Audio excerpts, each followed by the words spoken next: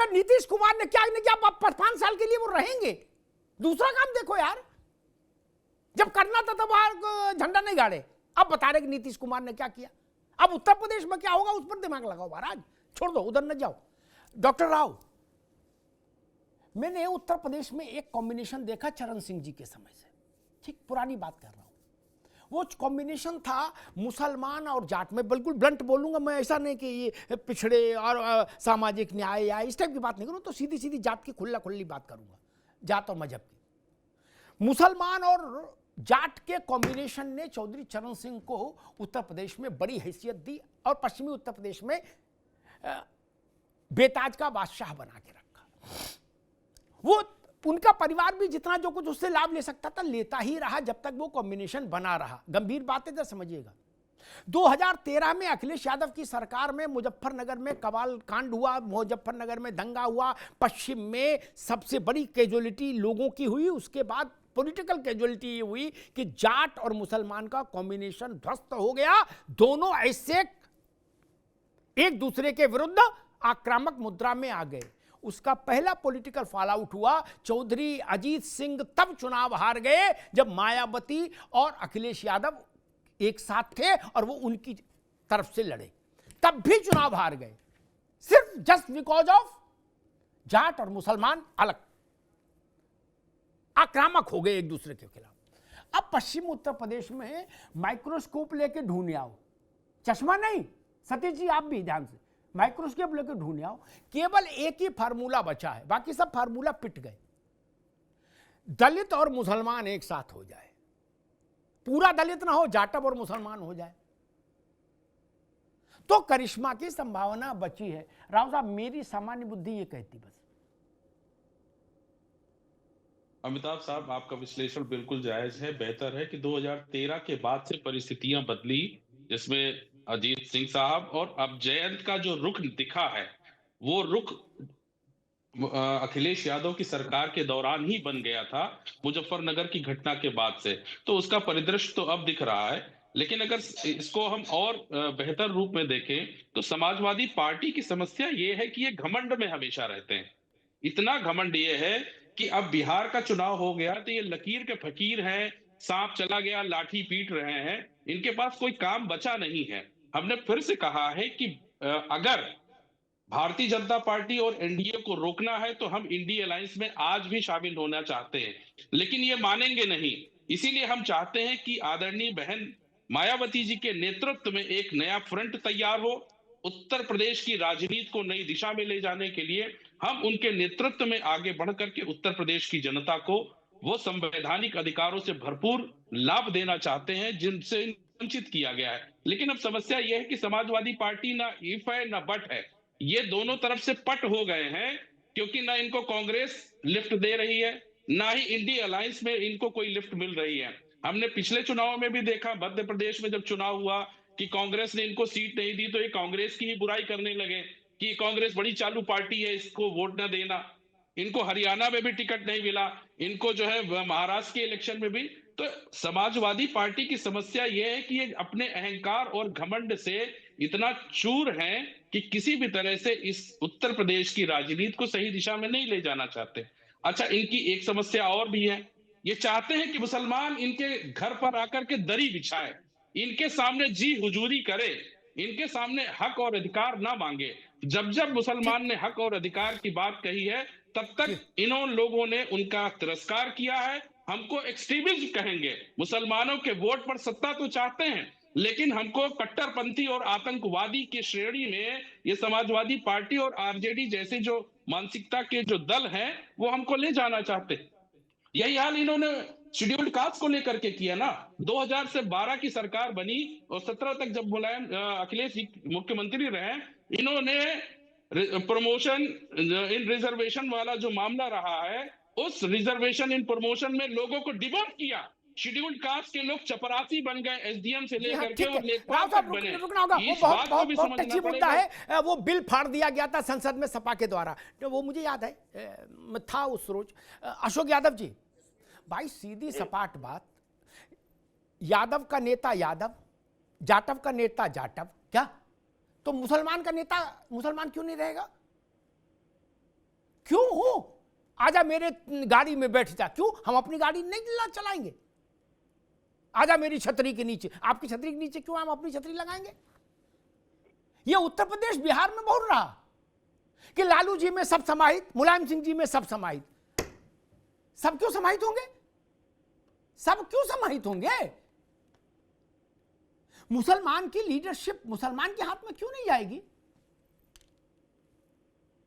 जैसे सपा की लीडरशिप किसी नॉन यादव के हाथ में नहीं गई, आरजेडी की लीडरशिप कभी किसी नॉन यादव के हाथ में नहीं गई। फिर मुसलमान अगर अपनी ही अगुवाई मांगता है तो क्या समस्या है? आजम खान आज फिर जेल चले गए, वो और अब्दुल्ला दोनों, अभी कुछ 1.5 घंटे पहले। 2 महीना भी बाहर नहीं रहे कुल, फिर गए पिता पुत्र। अशोक जी। अमिताभ जी, देखिए अभी हमारे आयुक्त के साथी ने कुछ बातें कही, लेकिन ये सपा और आरजेडी को लगातार गालियां देते रहे। भाजपा के खिलाफ एक शब्द इन्होंने इनके मुंह से नहीं निकला। तो ये दूसरी बात कह रहे हैं कि हम इंडिया अलायंस में आना चाहते हैं। अरे पहले आप भाजपा का साथ छोड़ोगे तब ना आओगे भैया। पहले तो आप जो बैकडोर से गठबंधन किए हो भाजपा के साथ इंडिया को हराने के लिए, पहले वो गठबंधन तोड़ो, तब तो आपका रास्ता यहाँ पे खुलेगा। आपका गठबंधन तो वहाँ कई गुना मजबूत है। अब आप बात करो इंडिया गठबंधन की। अब दूसरी बात देखिए, जो बातें आपने कहा कि फलाने का नेता फलाने, फलाने का नेता फलाने, मैं तो सच या अभी एमपी साथी ने कहा, देखिए ये सारी चीजें जो पीडीए का कंसोलिडेशन है उसको डिसोसिएट करने के लिए सब बातें कही जा रही है। उसको अलग अलग करने के लिए बंद मुट्ठी लाठी खुल गई। तो यादव का नेता यादव है कि नहीं है? यादव का नेता यादव है कि नहीं है? जाटव का नेता जाटव है कि नहीं है? हाँ ना बोलो महाराज, ये हमको थ्योरी ना बताओ, प्रैक्टिकल कहो। बता रहा हूं। देखिए अमिताभ जी, मैं क्लियर कर बताऊं, कोई भी दल किसी पर्टिकुलर जाति का अगर नेतृत्व करेगा तो फिर वो दल नहीं रह जाता है। हमारे दल में भी समाजवादी पार्टी में लोग कहते हैं यादवों की पार्टी, लेकिन 100% झूठ बात है।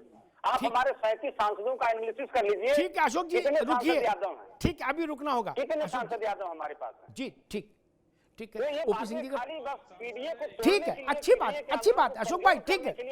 मैं विवाद नहीं करता, मैं तो संवाद करता हूं, विवाद करते नहीं। जो अशोक जी ने कहा कि ये पीडीए को तोड़ने की साजिश है, हमें कमजोर, मैं तो कहता हूं हाथ कंगन को आरसी क्या और पढ़े लिखे को फारसी क्या। सतीश बाबू, समाजवादी पार्टी अपना राष्ट्रीय अध्यक्ष नॉन यादव बना दे, आरजेडी अपना राष्ट्रीय अध्यक्ष नॉन यादव बना दे, पिछड़ों में से ही बना दे। क्या ये आरोप कभी कोई लगाने की हिम्मत नहीं करेगा फिर सपा पर और आरजेडी पर? जो बोलेगा वो मुंह की खाएगा। बना दीजिए, नॉन यादव नेशनल प्रेसिडेंट बना दीजिए, चाहे लालू जी और चाहे इधर की पार्टी, बना दीजिए। आपके कथन में विश्वास पैदा हो जाएगा, जान आ जाएगी। अन्यथा लिप सर्विस है, लिप सर्विस। बोले झंडा हमारे हाथ में रहेगा, तुम सब लोग पीछे आओ।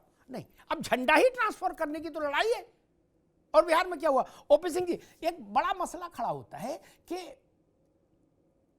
चाहे बीएसपी में हो, आफ्टर कांशीराम जी, मायावती जी का ये इरा जब से शुरू हुआ, बीएसपी का नेतृत्व और अभी भी उत्तराधिकार में भी नॉन जाटव के हाथ में कभी नहीं रहा आफ्टर कांशीराम। ठीक, सपा का नेतृत्व नॉन यादव के हाथ में कभी नहीं रहा, आरजेडी का नेतृत्व नॉन यादव के हाथ में कभी नहीं रहा।